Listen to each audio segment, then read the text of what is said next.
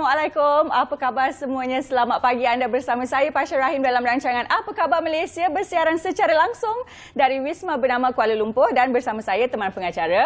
Saya Izzu Yusof, menemani anda selama 1 jam dari 9 pagi hingga ke 10 pagi, di mana dalam Apa Khabar Malaysia kita akan membawakan perkembangan berita-berita terkini dan pastinya info-info menarik akan kita bincangkan selama 1 jam bersiaran di Bernama TV. Dan hari ini Pasha, seperti biasa, kalau kita sebut saja berkaitan dengan Hari Raya, pastinya satu kejadian yang tidak mungkin dapat dipisahkan, tidak lain tidak bukan, pastinya kesesakan di jalan raya. Dan antara topik ataupun info menarik yang boleh saya kongsikan kepada anda, yang mana pada semalam aliran trafik menghala masuk ke Lembah Kelang dilaporkan perlahan bagi laluan dari utara, selatan dan pantai timur tanah air setakat jam 10.30 malam tadi, susulan kepulangan warga kota dari kampung halaman masing-masing setelah menyambut perayaan Hari Raya Aidiladha semalam, iaitu 10 Julai 2022, yang mana kalau boleh kita kongsikan juga menerusi Twitter Lembaga Lebuh Raya Malaysia LLM, mana trafik sesak sepanjang 14.9 km di Lebuh Raya Karak menghala ke Plaza Tol Bentong, yang mana itu merupakan salah satu kawasan tumpuan untuk berlakunya kesesakan lalu lintas ini, kesesakan trafik. Dan selain itu juga yang mana menyebabkan punca berlakunya kesesakan lalu lintas ini di LPT2, antaranya terdapatnya kemalangan di kilometer 360.89 arah utara Bukit Besi ke Dungon pada jam 8.01 malam di LPT2, yang mana lorong kanan ditutup sementara bagi memberi laluan kepada kenderaan tersebut. Saya fahamkan lori terlibat dalam kemalangan di situ. Jadi kepada anda di luar sana yang mana telah pulang ke rumah untuk meneruskan kerja pada hari ini, pastikan anda telah pun menjalankan ujian kendiri COVID-19, kerana sekarang ni kalau kita lihat kes COVID-19 semakin meningkat, Pasha. Jadi jangan lupa untuk lakukan ujian kendiri bagi memastikan keselamatan bukan saja diri kita tapi juga kepada kawasan sekeliling kita juga.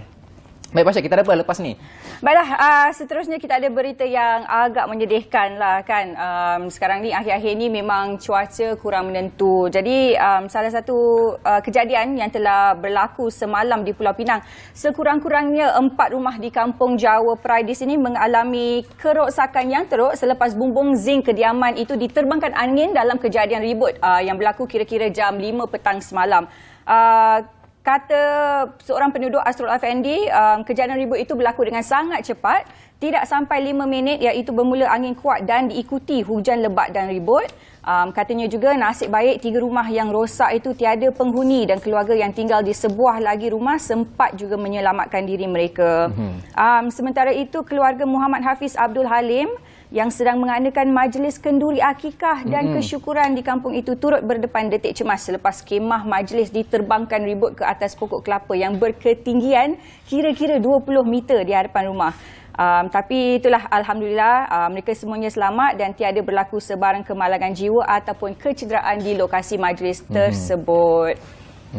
Itu yang paling penting sebenarnya, Pasha. Walau apa pun kejadian yang berlaku, keselamatan dan juga nyawa sendiri itu lebih penting daripada segala-galanya. Dan kalau kita lihat sekarang ini iklim yang kurang menentu dengan banjir di Baling, Kedah. Lepas tu kita ada juga yang baru-baru ini ribut sehingga menyebabkan terbangnya segala harta benda oleh semasa majlis dijalankan. Jadi kalau kita lihat kepada cuaca sekarang ni sangat-sangat tidak menentu.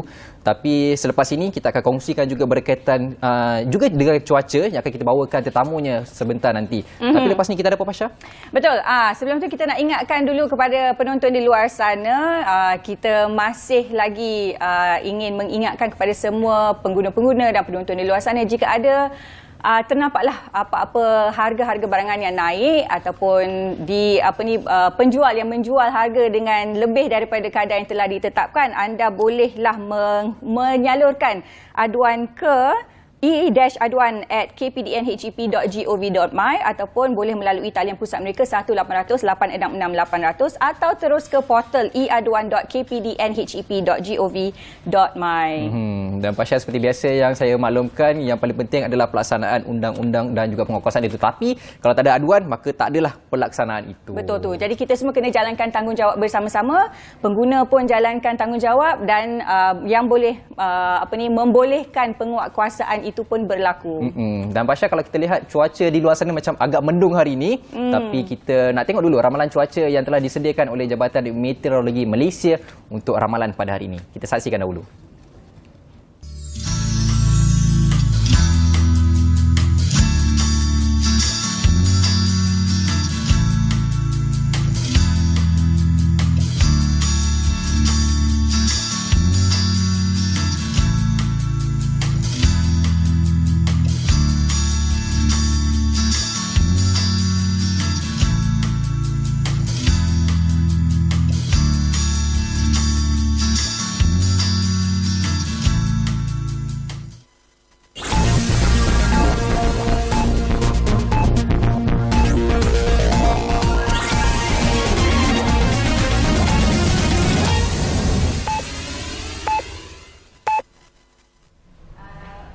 Selamat pagi dan salam keluarga Malaysia. Dari bilik berita bersama saya Herlina Pallavi, dan kita mulakan dengan laporan berikut. Menteri Kesihatan Khairy Jamaluddin menasihati individu yang belum mendapatkan suntikan dos penggalak COVID-19 agar segera berbuat demikian susulan peningkatan kes jangkitan virus itu. Khairy turut menyarankan rakyat Malaysia yang belum menerima suntikan agar mendapatkan Paxlovid, ubat antiviral di fasiliti Kementerian Kesihatan sejak 15 April lepas bagi merawat pesakit COVID-19 dengan gejala ringan dan sederhana, kategori 2 dan 3. Beliau juga menggesa agar rakyat Malaysia memakai pelitup muka apabila berada di kawasan tertutup atau sesak selain mengamalkan kaedah TRIIS. Dilaporkan bahawa 7 juta rakyat Malaysia belum mendapatkan dos penggalak COVID-19 setakat ini. Beralih ke laporan seterusnya, pelaksanaan matlamat pembangunan mampan SDGs di peringkat tempatan penting dalam usaha mencapai agenda pembangunan mampan menjelang 2030 atau Agenda 2030. Menteri di Jabatan Perdana Menteri Ekonomi Datuk Seri Mustafa Muhammad berkata, Malaysia serta negara jiran perlu bekerjasama dan meningkatkan komitmen masing-masing dalam melaksanakan matlamat itu. Multiple stakeholders, including the federal, state and local governments, the private sector and CSOs. Ladies and gentlemen, as we approach the halfway point of the 2030 agenda, the world's progress in SDGs is reported to be lagging behind. We urgently need to get our act together to get back on track and steer the course. To achieve meaningful progress, the impact of SDGs must be felt where they are most needed, and that is at the individual, community and district levels. In this regard, localizing SDGs play an important role in building back better. It underscores our commitment to leaving no one behind. This is particularly important as one-size-fits-all approach is no longer feasible in addressing current challenges that are affecting different segments of society. Beliau berkata demikian ketika berucap dalam program sampingan sempena Forum Politik Peringkat Tinggi Pertubuhan Bangsa-Bangsa Bersatu PBB mengenai SDGs bertajuk Building Back Better in Localizing SDGs, a case study of Malaysia and 3 Southeast Asian country experiences of the partnership model di Ibu Pejabat PBB New York semalam. Program sampingan diadakan secara maya anjuran Kementerian Luar dan Unit Perancang Ekonomi dengan kerjasama APPGM SDG itu disertai Malaysia, Indonesia, Filipina dan Thailand bagi berkongsi pencapaian cabaran amalan terbaik negara masing-masing dalam melaksanakan SDGs serta usaha mencapai Agenda 2030. Sekian laporan dari Bilik Berita. Kita berehat seketika, kembali bersama Apa Khabar Malaysia.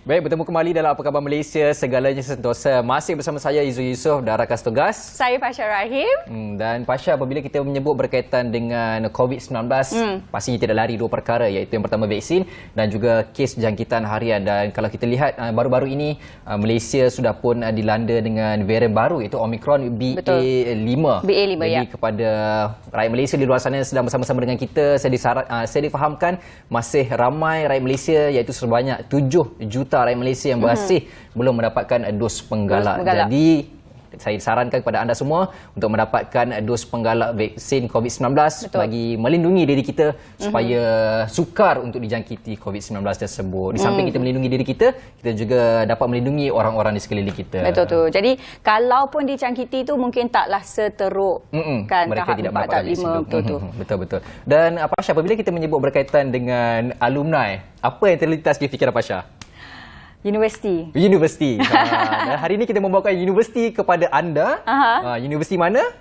Universiti. Okey. Hari ini kita akan bercakap tentang alumni Varsity Games yang akan diadakan di Universiti Malaya. Jadi kita ada tetamu jemputan kita pada hari ini. Siapa agaknya, Izul? Iaitu Profesor Dr. Sabri Musa selaku yang menjalankan fungsi Timbalan Naib Chancellor Pembangunan Universiti Malaya. Apa khabar, Prof? Selamat datang, Prof. Alhamdulillah, terima kasih. Saya difahamkan Prof cuti hari ini kan? Ya, saya cuti ini. Tapi sanggup datang. Terima kasih diucapkan. Sama-sama. Baiklah, kita mulakan teruslah dengan Alumni Varsity Games ni. Mungkin Prof nak ceritakan sedikit berkenaan Alumni Varsity Games ni. Adakah pertama kali diadakan dan sebagainya? Okey, mungkin saya boleh mulakan dengan sedikit berkaitan dengan unit atau pusat yang kita ada yang berkaitan dengan Alumni Varsity Games ni. Kita ada unit yang dinamakan Pusat Hubungan Alumni dan Kemajuan Institusi Caria, salah satu pusat di Universiti Malaya yang menguruskan perkara-perkara berkaitan aktiviti alumni dan universiti. Dan unit inilah yang menganjurkan Alumni Varsity Games 2022 yang pertama kali diadakan secara rasminya tahun ni, lepas kita agak lama ya disebabkan COVID sebelum ni 2 tahun kurangnya aktiviti berkaitan dengan alumni. Yang ni secara rasmi yang dianjurkan oleh Pusat Caria dan dengan kerjasama Bahagian Kemudahan dan Pembangunan Sukan Universiti Malaya. Okey. Jadi kita nak tanya jugalah kan, kenapa tujuan dan juga objektif diadakan Alumni Varsity Games ni, Prof? Okey, tujuan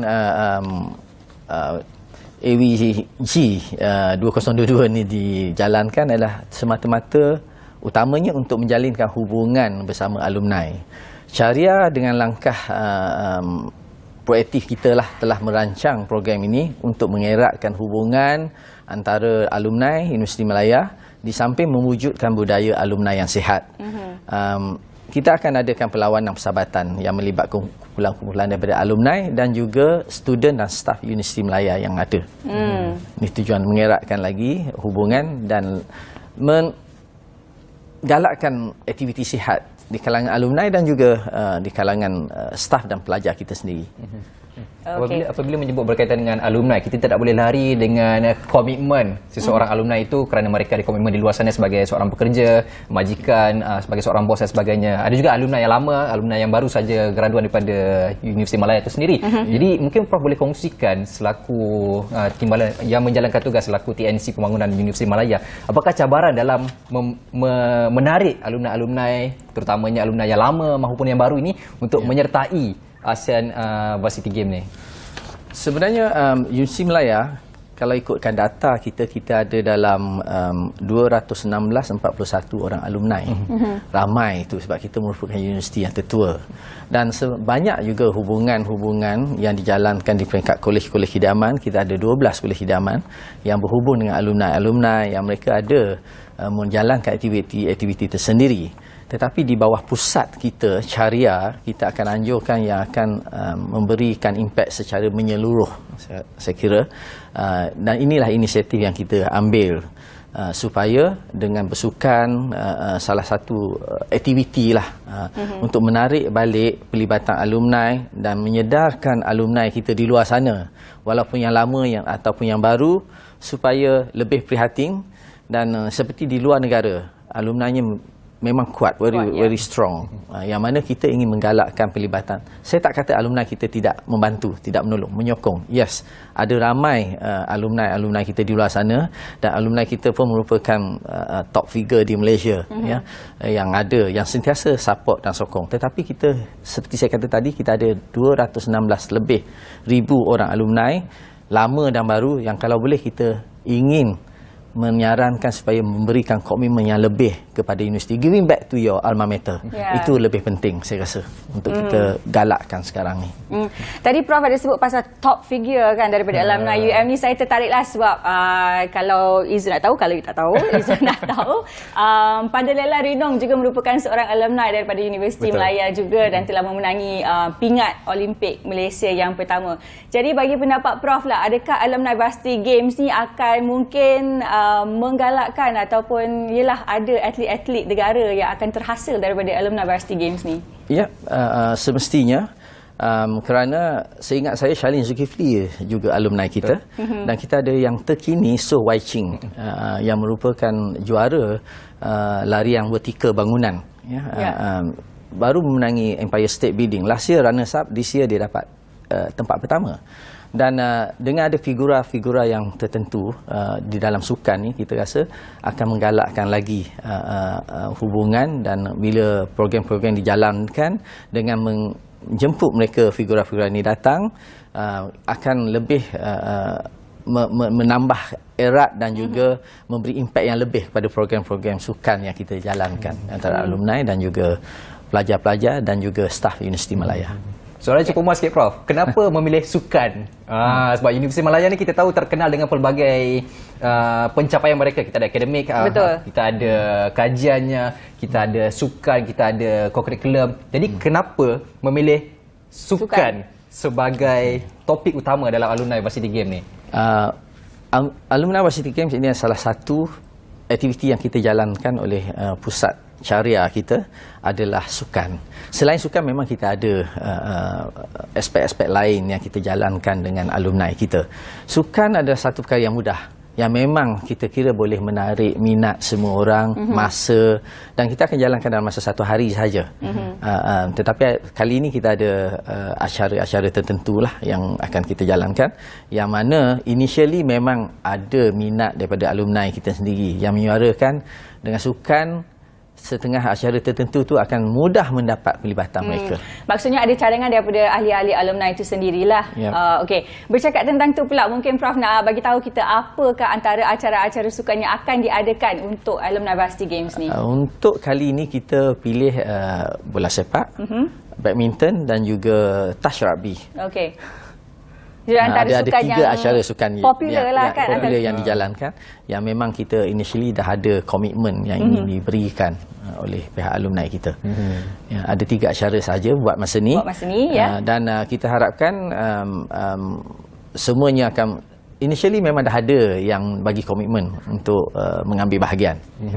Jadi kita jangkakan ia akan dijalankan pada 23 hari bulan Julai ni, hari Sabtu, 8 hingga 6 petang di Universiti Malaya sendiri, di venue-venue lama yang mungkin akan menggamit nostalgia kepada alumni-alumni kita yang memang kembali sebelum ni ke UM yang dah lama kembali ke UM mewakili sukan untuk UM sebelum ni. Okey, mungkin Prof nak bagi tahulah kepada ahli-ahli alumni Universiti Malaya di luar sana yang mungkin berminat untuk mengambil bahagian dalam acara alumni Varsity Games ni, Prof boleh tolong berikan maklumat, promosikan macam mana nak daftar atau macam manalah maklumat-maklumatnya semua, Prof boleh tolong kongsikan bersama. Saya maklumkan kos penyertaan juga ya. Kos penyertaan. Ada kos penyertaan. Tapi kos penyertaan ni termasuklah cermata khas yang kita akan berikan kepada alumni masing-masing yang akan terlibat. Untuk bola sepak, untuk satu pasukan yang terdiri daripada 11 hingga 15 orang, 750. Sama juga dengan rugby, touch rugby. Untuk badminton, regu cuma RM100 satu pasangan.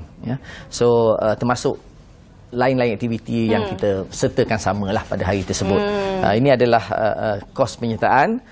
Selain daripada itu, untuk penyertaan boleh terus ke Facebook Alumni UM. Kita ada Facebook Alumni UM, di mana di situ borang penyertaan disediakan dan boleh para alumni merancang sekarang untuk menyertai pertandingan yang kita adakan ini. Juga kita boleh hubungi di Facebook kita sendiri, www.facebook.com/syariahum. Selain daripada itu, email kepada alumni@um.edu.my dan juga telefon 0379674421. Sila tengok Facebook Alumni UM ya. Semua details berkaitan ada di situ. Ada di situ. Prof tekan dekat situ, sila tengok. Sila Jangan tak tengok. Alumni Ini ada semua. excited ni nak datang balik ke UM, lihat balik Wasiti Green kita macam mana, menggamit nostalgia, dan boleh bawa family sekali datang. Jadi untuk penonton, katalah kalau ada antara bekas-bekas graduan UM yang tak mengambil tak bermainlah dalam acara ni, tapi nak datang saja-saja nak tengok, boleh? Boleh, kita jemput, datang support balik ke universiti, tengok balik, seperti saya sebut, menggamit nostalgia atau memori lama di UM. Okey. Kalau saya datang balik ke universiti, antara tempat-tempat yang akan saya pergi, bangunan-bangunan saya akan sentuh balik, tempat-tempat dia dah dulu yang aku belajar dulu. Masuk ke kelas balik, lorong-lorong yang kita pernah curi dulu, pernah mengelak dulu orang kata kan. Jadi mungkin di penghujung untuk kita punya segmen alumni Varsity Game ni, mungkin ada kata-kata terakhir daripada Prof yang boleh dikongsikan kepada alumni Universiti Malaya, khususnya di luar sana. Ya, kepada semua alumni Universiti Malaya, saya menjemput bagi pihak Universiti Malaya menjemput semua untuk datang menyertai pertandingan yang kita adakan ini. Dan selain itu juga kita mengalu-alukan cadangan jika ada idea untuk menambah baik ataupun memperkasakan lagi unit alumni Universiti Malaya ni. Dan memang pelibatan daripada semua alumni universiti kita dialu-alukan, dan seperti mana yang berlaku di luar sana, memang ada banyak given back to the alma mater berlaku, dan kita harapkan untuk alumni UM memang dah berlaku, tapi kita mahu lebih lagi daripada yang ada sekarang. Terima kasih. Baiklah Prof, terima kasih banyak-banyak kerana sudi meluangkan masa. Lepas ni Prof dah boleh balik dah sambung cuti. Baik, Pasha macam menghalau je. Jangan. Tak, kita kesian dekat Prof sebab dia datang studio semata-mata untuk interview kita. Jadi kita untuk UM tak apa. Untuk UM tak apa. Untuk UM itu tak paling penting. Semangat UM ku tu. Walaupun saya bukan UM, tapi semangat itu yang penting. Dan saya bukan UM juga. Tapi saya turut dimaklumkan bahawa yuran penyataan tersebut akan disalurkan sumbangannya kepada satu badan kebajikan untuk membantu mereka di luar sana. Jadi Pasha, selepas ini kita akan bercakap soal sukan juga, tapi sebelum itu kita berehat seketika, jangan ke mana-mana.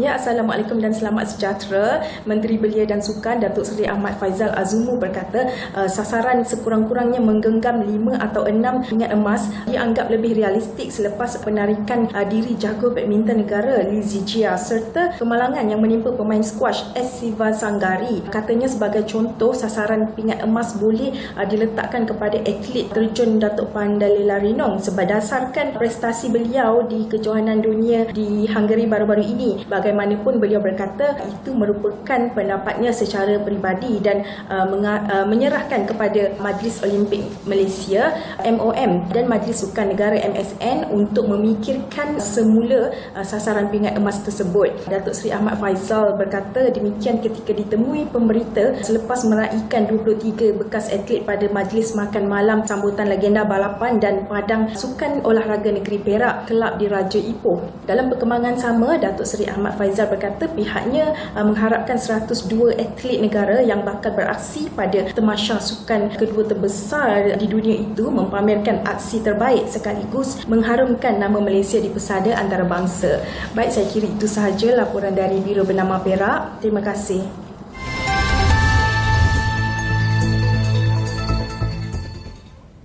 Baiklah, anda bersama saya, Pasha Rahim dan juga teman pengacara saya. Saya Izzy Yusof. Sekali lagi dalam Apa Khabar Malaysia, yang mana kalau sebentar tadi kita dah sembang berkaitan dengan alumni Varsity Games, yang diteruskan juga berkaitan dengan sukan yang disampaikan oleh rakan tugas kita yang Biro bernama dari Perak, berkaitan dengan sukan Commonwealth Birmingham yang akan dijalankan pada 28 Julai hingga 8 Ogos 2022. Namun perkembangannya bukan mudah untuk meraih emas, tapi usaha itu penting untuk menggapai emas dan mengekalkan prestasi itu. Baiklah, kita beralih pula ke topik kita yang seterusnya untuk hari ini. Kita semua tahulah baru-baru ini di Baling, Kedah telah dilanda banjir hingga melibatkan korban nyawa 3 sekeluarga. Jadi antara kerisauan ataupun kegusaran penduduk-penduduk di sana adalah faktor-faktor yang menyebabkan berlakunya banjir kilat ini dan juga fenomena kepala air. Adakah disebabkan tangan manusia sendiri yang memusnahkan alam sekitar? Jadi hari ini di studio kita ada bawakan tetamu undangan kita. Saya perkenalkan Profesor Madya Dr. Haliza Abdul Rahman, seorang pensyarah daripada Jabatan Kesihatan Persekitaran dan Pekerjaan Fakulti Perubatan dan Sains Kesihatan Universiti Putra Malaysia. Assalamualaikum Doktor, selamat datang ke studio kita hari ini. Waalaikumsalam. Terima kasih kerana jemput saya lah untuk membincangkan isu yang penting ini. Baiklah, kita teruskanlah perbincangan kita pada hari ini. Rasanya pada saya memang satu isu yang agak serius, terutama sekali dengan keadaan cuaca yang tak menentu daripada isu banjir yang telah berlaku daripada tahun lepas lagi bulan 12. Hari itu saya sempat juga turun ke kawasan-kawasan yang telah mengalami banjir. Jadi kita nak tahu dengan lebih lanjut lagi, apakah punca berlakunya banjir ini, apakah yang kita boleh lakukan untuk menangani masalah ini. Jadi kita teruskan, saya nak tanya dengan doktor. Mungkin doktor boleh terangkan, kalau kita tahulah fenomena bencana alam ni ada 2 faktor. Satu faktor semula jadi, satu lagi faktor manusia. Jadi mungkin doktor boleh terangkan dengan lebih lanjut faktor-faktor yang menyumbang kepada berlakunya bencana alam ini. Okey, kita semua tahu Malaysia sekarang ni kita tengok semakin mengalami banyak jenis bencana yang sepatutnya dulu kita jarang temui dan kita juga kerap dilaporkan di akhbar, di media masa dan sebagainya bagaimana banjir ni menjadi antara bencana utama negara dan kalau kita tengok dulu banjir ni hanya berlaku secara musiman ketika musim monsun timur laut di antara bulan November hingga Mac, tapi sekarang tak mengira masa. Semasa monsun barat daya pun antara bulan Mei hingga September pun kita masih lagi berhadapan dengan bencana banjir. Okey, betul tadi sebenarnya bencana banjir ni boleh berlaku dalam kedua keadaan. Pertama, semula jadi, yang itu memang di luar kawalan kita lah. Memang dia akan tetap berlaku akibat antara lain contohnya kalau hujan melebihi luar kebiasaan daripada musim ataupun hujan turun melebihi jumlah yang sepatutnya daripada yang diterima pada bulan tersebut. Yang itu adalah faktor-faktor yang di luar kawalan kita lah. Mungkin disebabkan antara lain oleh faktor seperti pemanasan global, perubahan iklim. Tetapi yang kita persoalkan sekarang ni ialah bagaimana tangan-tangan manusia ni mengubah keadaan dan menyebabkan banjir itu menjadi bertambah kerap dan bertambah serius. Okey, mengapa banjir berlaku? Okey, yang paling mudah banjir berlaku bila kita melakukan pembangunan ataupun sebarang perubahan yang melebihi had tampung ataupun kita panggil carrying capacity alam sekitar.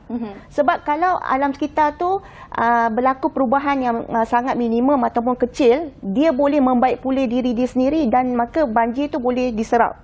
Tetapi bila kita manusia dengan kemudahan teknologi kita, dengan kepakaran yang kita ada, pengetahuan dan sebagainya, kita mengubah alam tu secara drastik. Drastik maksudnya secara maksima dan dalam tempoh yang berterusan. Jadi bila kita antara lain, saya ambil contoh, kalau kita tebang hutan, kita tahu hutan itu sangat penting di dalam ekosistem alam sekitar, banyak peranannya, antara lain penebat kepada banjir lah. Dan bila kita melakukan perubahan itu secara drastik tanpa menitik beratkan kelestariannya atau kemampanan, maka bencana alam seperti banjir itu akan berlaku dengan dahsyat dan lebih kerap lah, seperti apa yang berlaku pada hari ini. Yang kita beberapa minggu lepas ada episod banjir, sebelum ni banjir kilat dan sebagainya lah. Mungkin apabila berkaitan dengan banjir ni, mungkin Prof juga, Doktor boleh kongsikan juga berkaitan dengan ekologi, kesannya kepada ekologi sekiranya hutan ini tidak dijaga, kesannya kepada manusia dan juga kesannya kepada alam sekitar. Mungkin Doktor boleh kongsikan. Okey, sebenarnya ya generasi kita ya, tak kira lah generasi muda ke ataupun golongan dewasa dan sebagainya, mesti tahu sebenarnya apa itu alam sekitar. Bagaimana, contoh saya ambil bagaimana hutan itu berfungsi, bagaimana komponen dalam alam sekitar berfungsi. Bila kita telah kenal dan tahu dan arif tentang sistem-sistem alam ni, baru kita akan menghargai dan kita tidak akan sewenang-wenangnya mengubah atas nama pembangunan. Ya, kita semua kena arif, terutamanya mereka yang terlibat dalam perancangan bandar, pengubah-pengubah dasar dan sebagainya. Ya. Okey, hutan. Kenapa hutan ni sangat penting? Okay, saya ambil dua je lah contoh hutan, contoh fungsi yang dimainkan oleh hutan. Satu, kalau kita tengok kitaran hidrologi, bagaimana hutan ni boleh mengelakkan ataupun meminimumkan berlakunya banjir. Kita ambil dua saja proses. Yang pertama, intersepsi ataupun pintasan. Okay, kita tahu hutan hujan tropika ni dia sangat penting, terutama dalam mengelakkan beberapa bencana, antaranya banjir.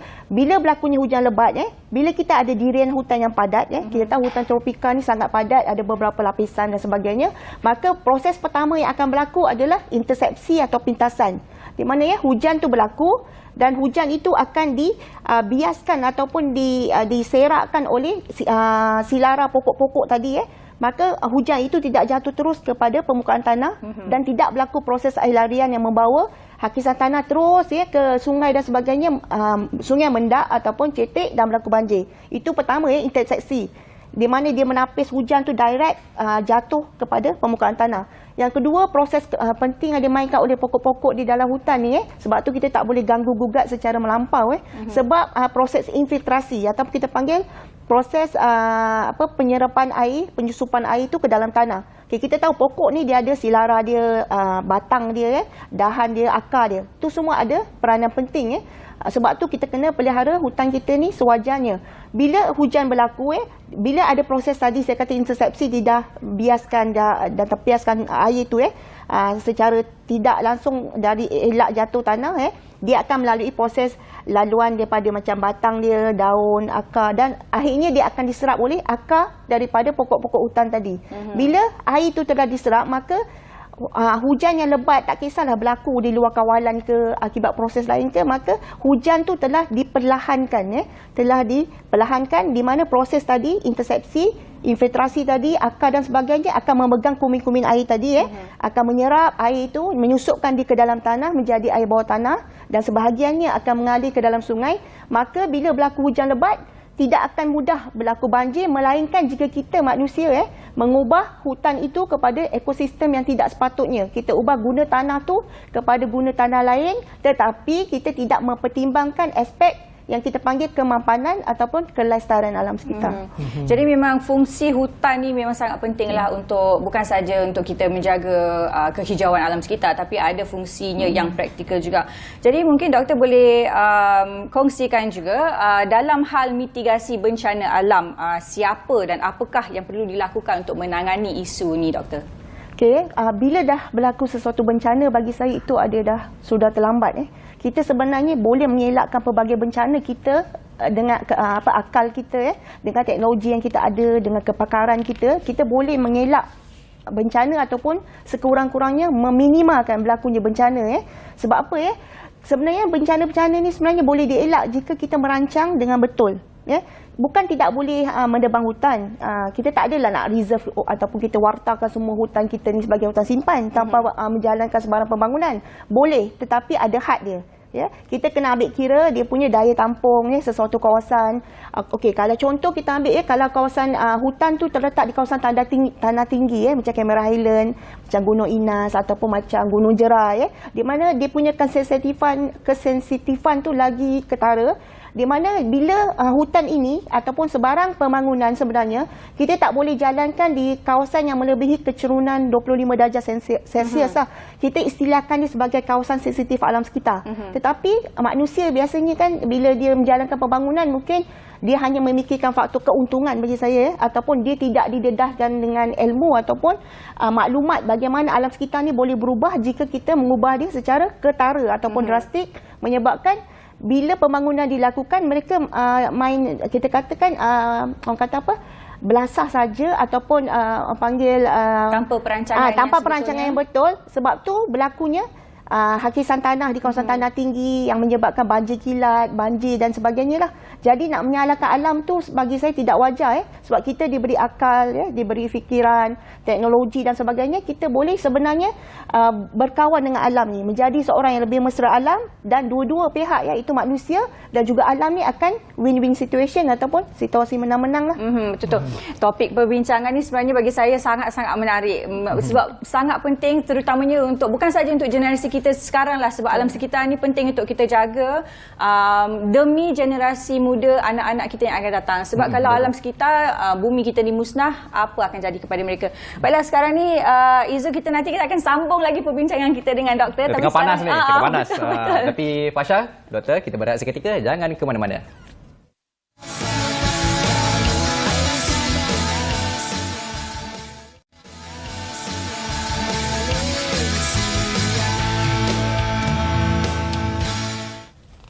Baik, bertemu kembali dalam Apa Khabar Malaysia, masih lagi bercakap soal kemusnahan alam sekitar angkara tangan manusia. Kalau sebentar tadi Pasha, kita dah bercakap soal kepentingan hutan dan sistem ekologinya. Kita nak berbalik kepada doktor. Mungkin doktor boleh kongsikan, kalau tadi doktor sebut bahawa kepentingan hutan ini kepada bukan sahaja kepada sungai tapi juga kepada hidupan manusia itu sendiri. Mungkin doktor boleh kongsikan sekiranya sesebuah hutan itu dipotong atau ditebang dengan atas dasar niatnya untuk dijadikan kawasan penanaman pertanian, adakah ia sesuatu langkah yang agak sesuai ataupun adakah ia satu langkah yang sebenarnya salah kerana tak semua pokok sesuai untuk menggantikan pokok yang sedia ada asal dalam konteks pertanian hutan ni? Okey, baik, itu antara soalan yang baguslah sebab kadang-kadang ni terutamanya mereka yang menjalankan pembangunan macam developer pemaju perumahan dan sebagainya, dia tak faham. Dia ingat bila ditebang sesuatu kawasan hutan tu dibangunkan untuk tujuan tertentu lah, contoh pertempatan dan dia rasa dia boleh tanam jumlah yang ditebang tu di tempat lain untuk menggantikan kawasan yang asal yang telah ditebang. Okey, sebenarnya ini adalah konsep yang salah sebab kita tahu hutan tropika ni mengambil masa berjuta-juta tahun untuk dia menjadi matang ataupun mantap. Sebab tu Malaysia ni kita kelaskan satu daripada 17 negara yang diistilahkan sebagai mega diversity ataupun kaya sangat dengan pelbagai biologi. Sebab tu itu adalah sangat unik. Tak semua negara ada apa yang kita ada. Kita ada harimau, kita ada gajah, tapi tak semua negara ada. Okay, jadi kita mestilah menjaga alam sekitar kita. Okay, berbalik kepada soalan tadi, contoh kalau kita tebang hutan tu, memanglah dia tidak akan sama. Sebab dalam sesuatu ekosistem, dia ada interaksi tertentu antara sesuatu komponen alam sekitar di situ.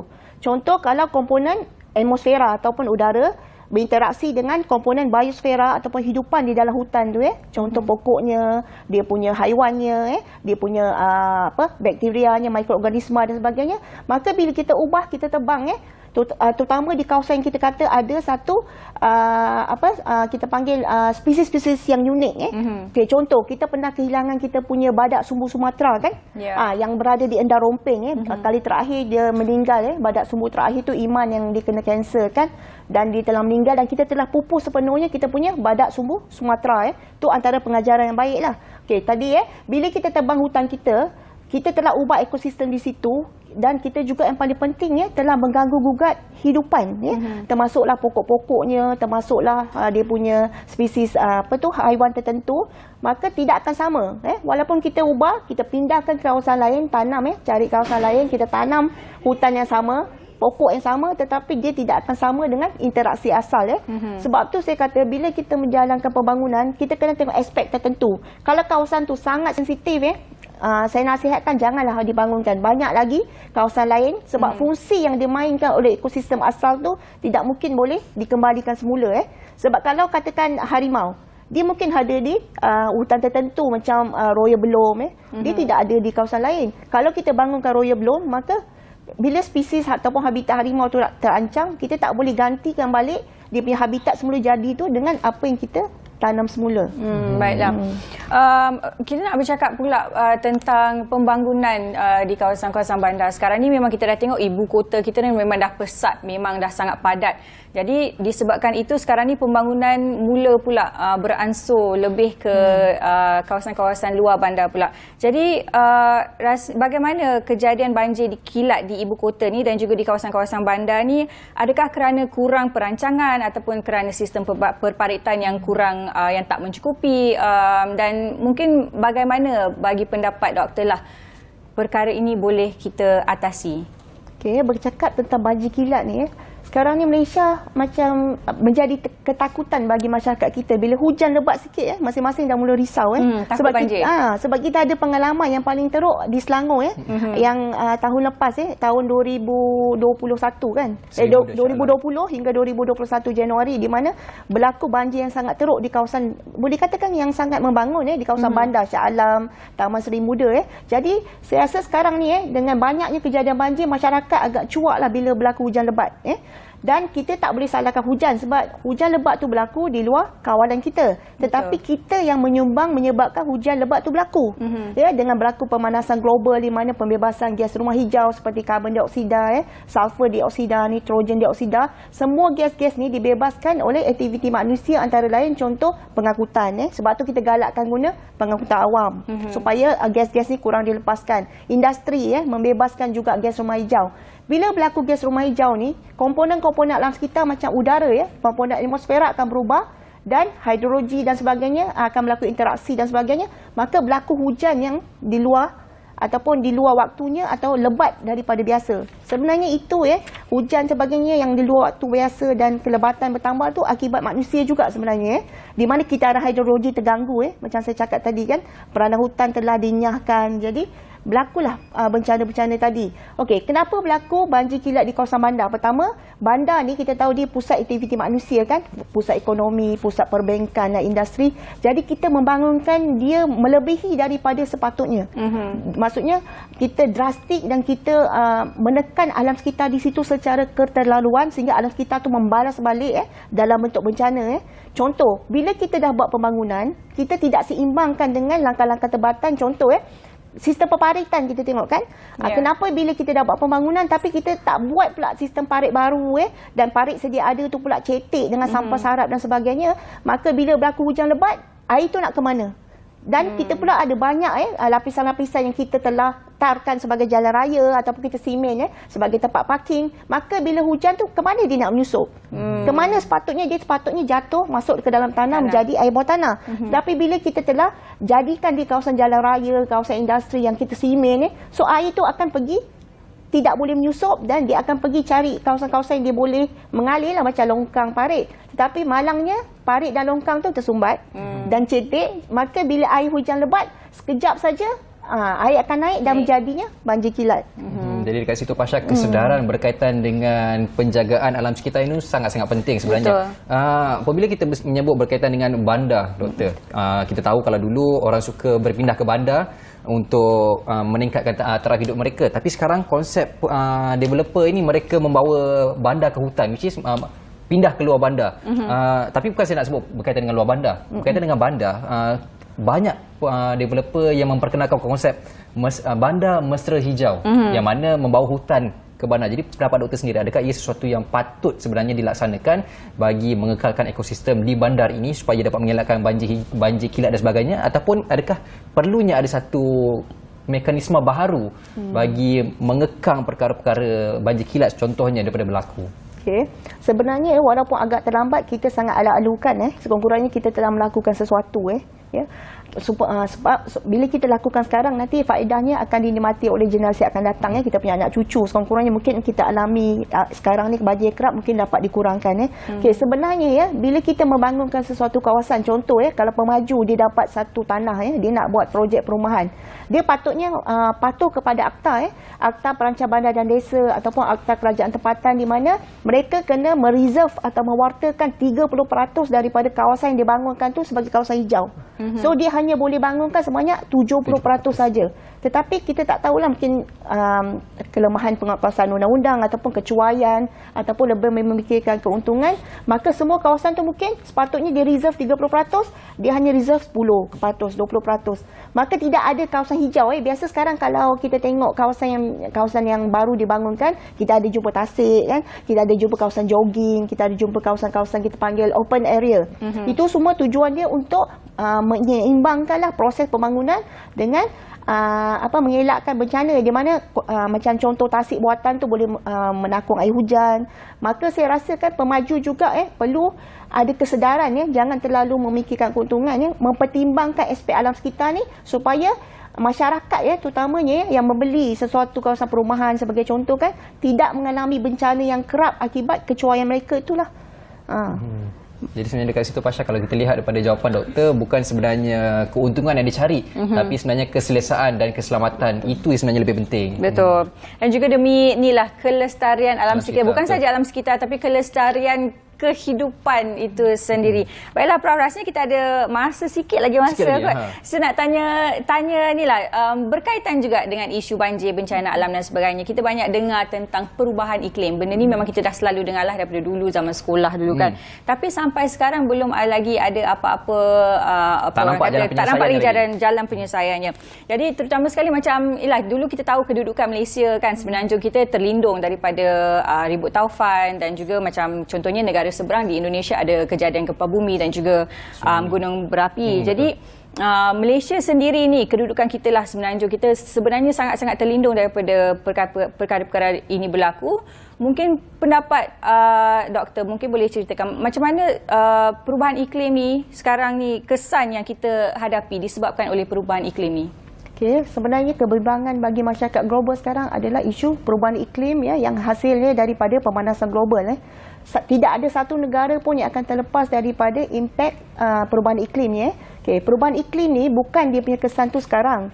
Sejak revolusi industri pada kurun ke-18 di mana negara Eropah telah menjalankan industri dengan pesat, telah membebaskan banyak gas-gas rumah hijau macam saya kata tadi, karbon dioksida yang menyumbang 50% daripada penipisan ozon, sulfur dioksida, nitrous oksida, macam-macam gas lah rumah hijau ni, dan kita tambah lagi dengan pelbagai aktiviti kenderaan macam saya kata tadi, kita terbang hutan-hutan kita, dan berbagai aktiviti lah yang tidak harmoni ataupun tidak lestari dengan alam sekitar. Sebab tu berlakunya perubahan iklim. Dan setiap negara di dunia telah menjadi anggota kepada banyak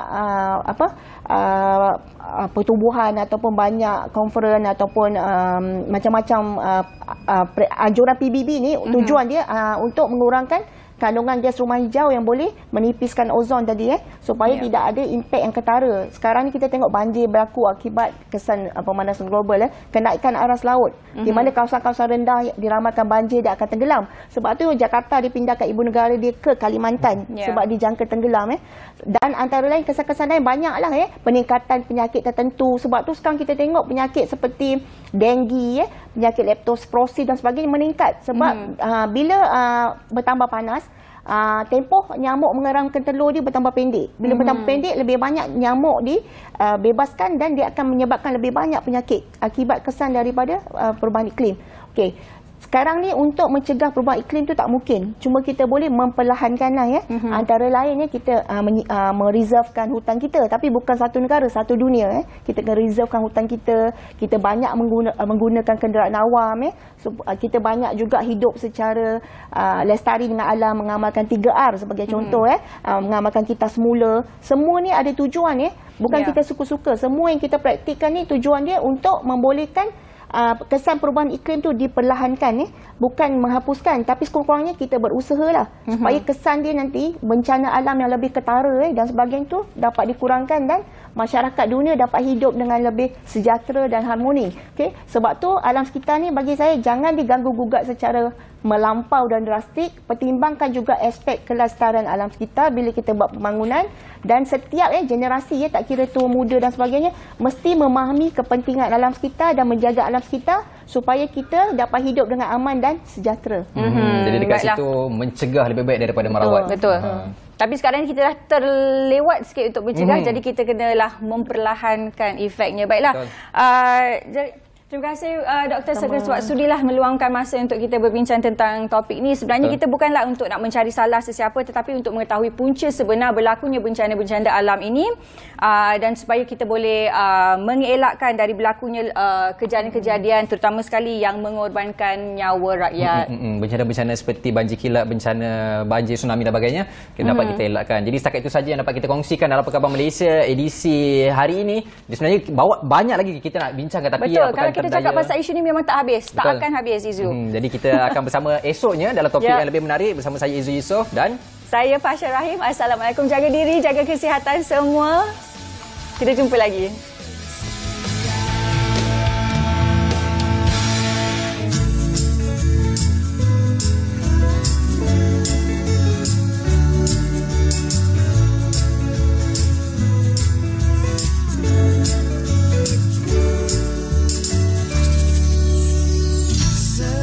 Segar di pagi hari, terus bangkit yakin berdiri.